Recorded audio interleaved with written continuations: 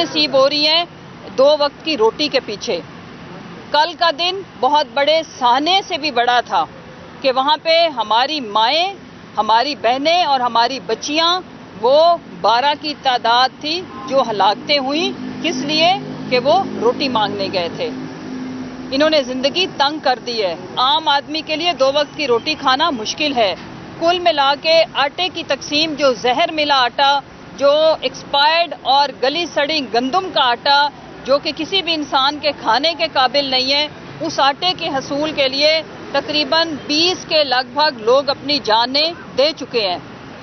और अगर आप इनकी तरफ देखो तो वो लंदन में भागा हुआ बैठा हुआ बुज़दिल बेगोड़ा जो दवाई लेने के लिए गया था, वो जो इस मुल्क का सबसे बड़ा आयन शिकन, झूठे एफिडेविट पे जिसने जमानत दी थी, वो आज इस मुल्क का वजीर आजम, तो फिर बनता है ये जो कुछ हो रहा है। और जो खुद भागा हुआ है, जो मफरूर है, जो कॉन्विक्टेड है, वो क्या कह रहा है? वो पाकिस्तान में आयन को बर्बाद करने की रेसिपी देता है।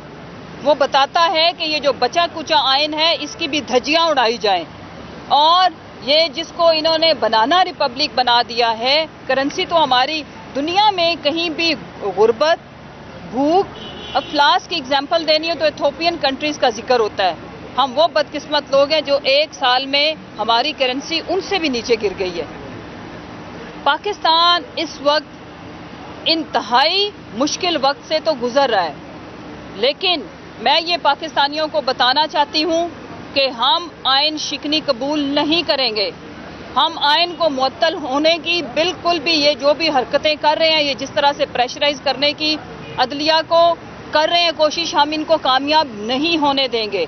आज इस मुल्क के जो कस्टोडियन हैं आयन और कानून के, इस मुल्क की 22 करोड़ अवाम, सुप्रीम कोर्ट, वकला बरादरी, सिविल सोसाइटी, हर बाशऊर ज़ी-शऊर पाकिस्तानी जो इस PDM के गुलदस्ते का हिस्सा नहीं है, वो आयन के साथ खड़ा है। वो आयन पाकिस्तान को रोंदने के खिलाफ खड़ा है। और मैं ये बताना चाहती हूँ कि हम अपने खून के आखिरी कतरे तक अपने आयन की हिफाजत करेंगे, क्योंकि अगर आयन ही ना रहा तो फिर इस मुल्क में पहले ही खुदा की पनाह के आज हमारे बच्चे मिसिंग पर्सनस में शामिल हैं। और क्या लाहौर, क्या इस्लामाबाद, क्या कराची, क्या पेशावर, पॉश एरिया से दिन दहाड़े यहाँ पे हमारे लोगों को उठा लिया जाता है। 8-8 दिन वो गायब रहते हैं और कोई उस चीज़ को कबूल करने को तैयार नहीं होता कि किसने उठाया, क्यों उठाया, जुर्म क्या था। ये जो झूठों की मलका, ये जो आयन शिकन टोला, ये इस मुल्क में आयन के पीछे हाथ धो के पड़ गए हैं, तो पूरी कौम इनके पीछे हाथ धो के पड़ गई है। और एक और चीज़ कि आप देखें कैसे वक्त से हम गुजर रहे हैं कि एक वो कनीज़ा, वो इनकी ख़ानदानी पेशावर खादमा, जिसका ख़ानदानी पेशा है इनकी जूतियाँ साफ़ करना, मतलब वो जिस तरह से आके धौंस से, जिस तरह से वो तूफ़ान बदतमीज़ी मचा के वो बदजुबान बेफजूल किस्म की गुफ्तगू करने वाली एक नालायक नौकरानी, उसको ये पता नहीं है कि तुम कौन होती हो डिक्टेट करने वाली सुप्रीम कोर्ट को।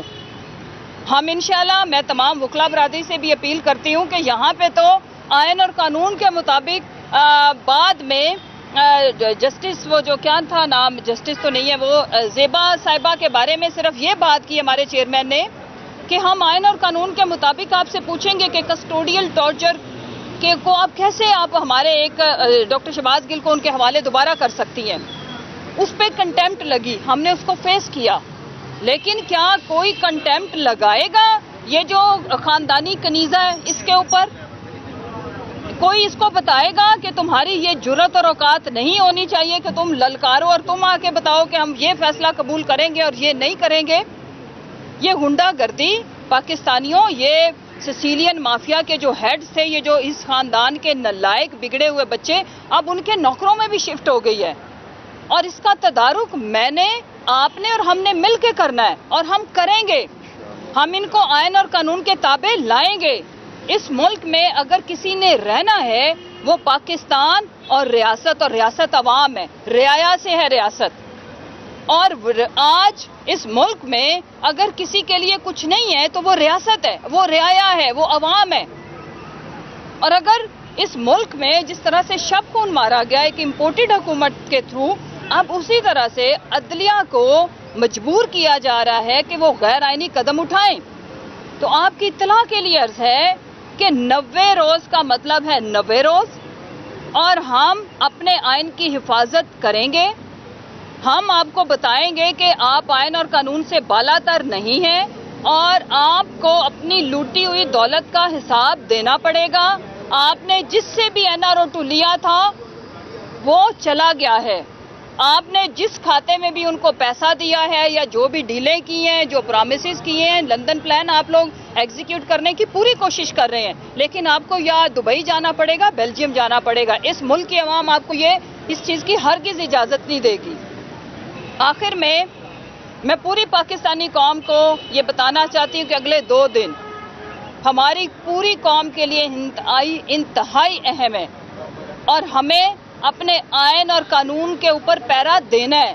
اس کو بچانے کے لیے ہمیں اپنی جدوجہد کو جاری رکھنا ہے اور ان کو یہ میسج دینا ہے کہ ہم اپنے آئین اور قانون کے ساتھ چکے کھڑے ہیں، تو جو بھی ہمارے آئین اور قانون کو روندنے کی کوشش کرے گا، عوام ان کے آگے سیسا پھیلائی ہوئی دیوار بن کے کھڑی ہوگی. یہی وجہ ہے کہ ہم اپنے کورٹس، اپنے ججز کے ساتھ کھڑے ہیں، بیکاز ہم آئین پاکستان کے ساتھ کھڑے ہیں. Thank you.